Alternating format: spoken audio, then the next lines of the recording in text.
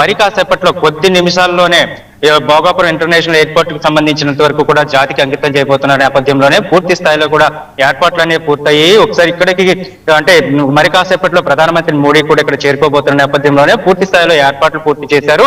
ఇక్కడికి ఏదైతే 3 లక్షల మంది కూడా జనాభా అనుకున్నారో దానికి మించి ఇక్కడికి వచ్చిన పరిస్థితి కనిపిస్తుంది. ఎందుకంటే జాతికి అంకితం చేసే సమయంలో కూడా అది వివిధ ఏదైతే అభివృద్ధి కార్యక్రమాలు కావచ్చు, లేకపోతే శిలాఫలకాలు ఏర్పాటు కావచ్చు, ఇవన్నీ కూడా చేయబోతున్నారు. అయితే దీనికి సంబంధించి గత 15 రోజుల నుంచి కూడా పూర్తిగా ఇదే పనుల మీద నిమగ్నమై ఉన్నారని చెప్పుకోవచ్చు. దీనికి సంబంధించి ఇప్పటికే కేబినెట్ మినిస్టర్లందరూ కూడా చేరుకోవడం జరిగింది. అదేవిధంగా పౌర విమానయాన శాఖ మంత్రి కింజరాపు రామ్మోహన్ నాయుడు కూడా ప్రస్తుతం కొద్దిసేపటికి సభా ప్రాంగణానికి చేరుకున్న పరిస్థితి కనిపిస్తుంది. సీఎం చంద్రబాబు కూడా మరి కాసేపట్లో అయితే ఇక్కడికి రాబోతున్నారు. అయితే జనాలందరూ కూడా ఒక కేరింతలతోని వాళ్ళంతా కూడా ఇక్కడికైతే వస్తున్న పరిస్థితి కనిపిస్తుంది. ఒకసారి మనం అక్కడ విజువల్స్ లో కూడా మొత్తం చుట్టుపక్కల ఉత్తరాంధ్ర ప్రజలే కాకుండా దీర్ఘ ప్రాంతాల నుంచి కూడా చాలా ఎక్కువ మంది ఇక్కడికి వస్తున్న పరిస్థితి కనిపిస్తుంది. ప్రతి ఒక్కరు కూడా ఆనందంతో కేరింతలు కొట్టుకుంటూ వాళ్ళంతా కూడా ఇక్కడికి వస్తున్న పరిస్థితి కనిపిస్తుంది. మొత్తం కూడా ఎందుకంటే భోగాపురం ఎయిర్పోర్ట్ కానీ ఇక్కడ జాతికి అంకితం చేస్తే ఇక్కడ నుంచి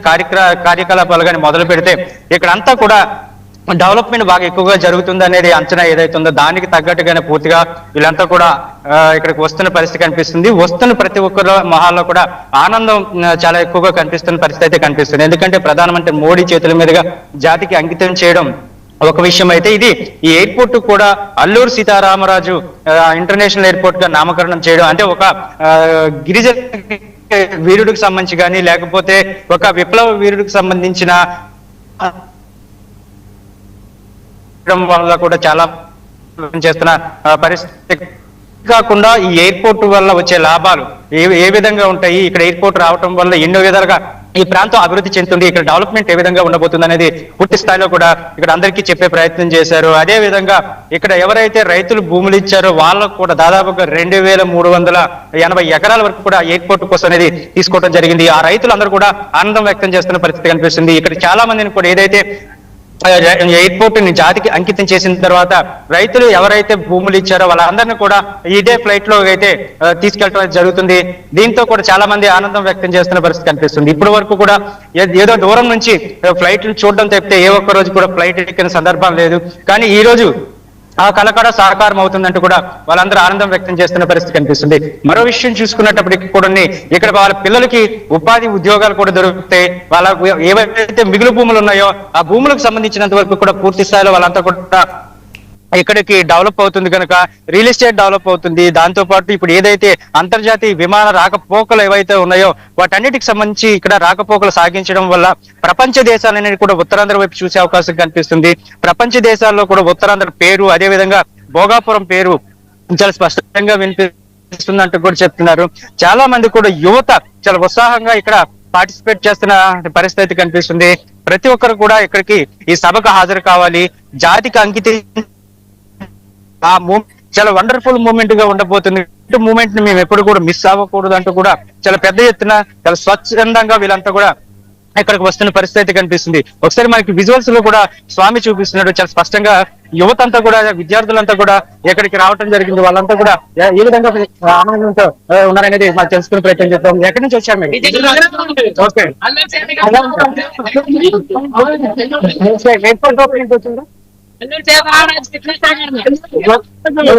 అల్లూరు సీతారామరాజు మీ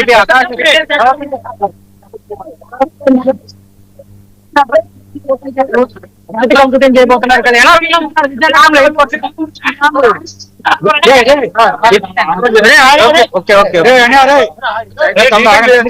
సరే ఒకసారి మనం ప్రయత్నం చేద్దాం. ఎయిర్పోర్ట్ ఎలాగా కాసేపట్లో జాతికి అంకితం చేయబోతున్నారు.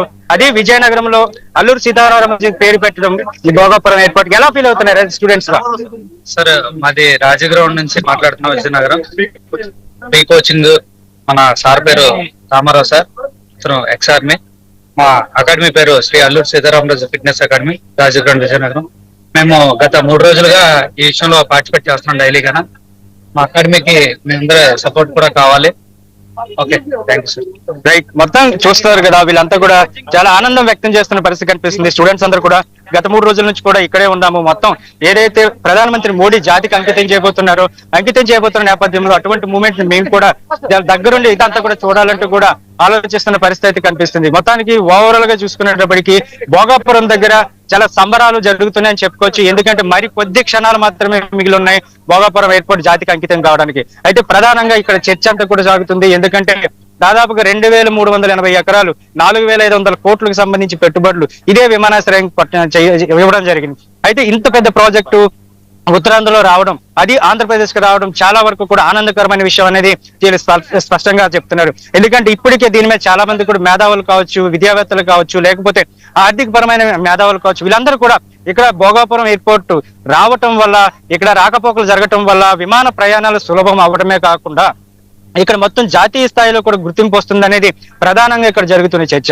ఎందుకంటే ఇప్పటి వరకు కూడా ఉత్తరాంధ్ర వెనుకబడింది, అదేవిధంగా ఉత్తరాంధ్ర జిల్లాలు వెనుకబడ్డాయని చెప్పి ఇప్పటి వరకు అనుకున్నారు తప్పితే ఇప్పుడు కూడా ఉత్తరాంధ్ర ముందంజలో ఉండాలంటే ఇటువంటి ప్రాజెక్టులు కావాలనే దాని మీద కూడా ఎవరు ఆలోచన చేస్తున్న పరిస్థితి కనిపించలేదు. కానీ ఇక్కడ కూడా చాలా మంది వచ్చారు, ఫ్యామిలీస్ తో కూడా వచ్చిన పరిస్థితి కనిపిస్తుంది. మీరు ఎక్కడి నుంచి వచ్చారు? మేము వైజాగ్ సౌత్ నియోజకవర్గం నుంచి వచ్చామండి. ఓకే, ఇక్కడ ఈ ఎయిర్పోర్ట్ ఓపెనింగ్ అవడం వల్ల ఎలా ఫీల్ అవుతున్నారు? అసలు ఏంటి, ఎటువంటి సౌకర్యాలు? చాలా గర్వంగా ఉంది.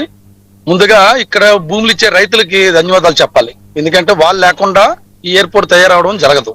అటువంటిది నరేంద్ర మోదీ గారు ఒక కళ, ఆయన ఒక ప్రధానమంత్రి అవ్వడం కూడా మన గర్వకారణం.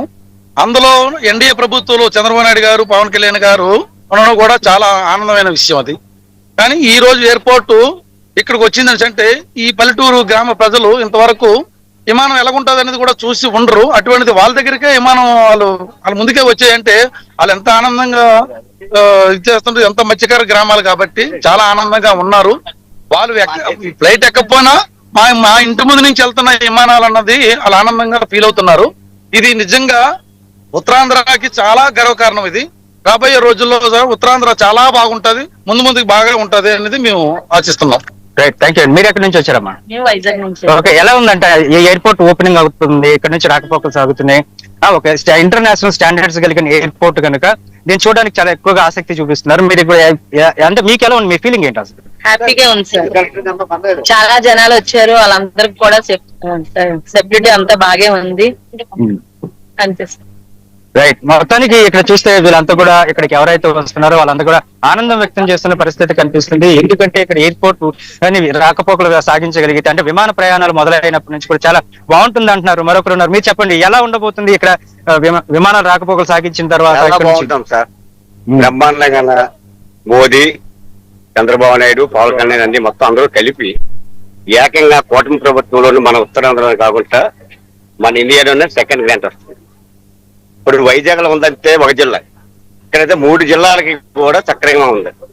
ఏమి నో డౌట్ లేదు, అంతా హ్యాపీగా ఉంది.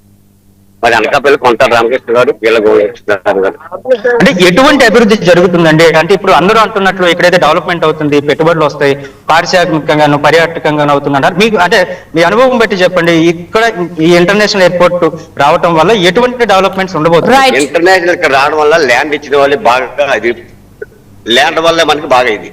ల్యాండ్ లేకపోతే మనం ఏం చేయలేము సార్. ఆ ల్యాండ్ ఇచ్చినవారు కాబట్టి ఇదంతా సక్రమంగా జరుగుతుంది కాబట్టి ప్రతి ప్రజలకు కూడా ఏ ఇబ్బంది లేదు. 3 జిల్లాలకి కూడా అందరూ సక్రమంగా సవ్యంగా పడతారు. Right, okay sir. రైట్, మొత్తానికి చూశారు కదా ఇక్కడ వస్తున్న వాళ్ళందరూ కూడా డెవలప్మెంట్ జరుగుతుంది.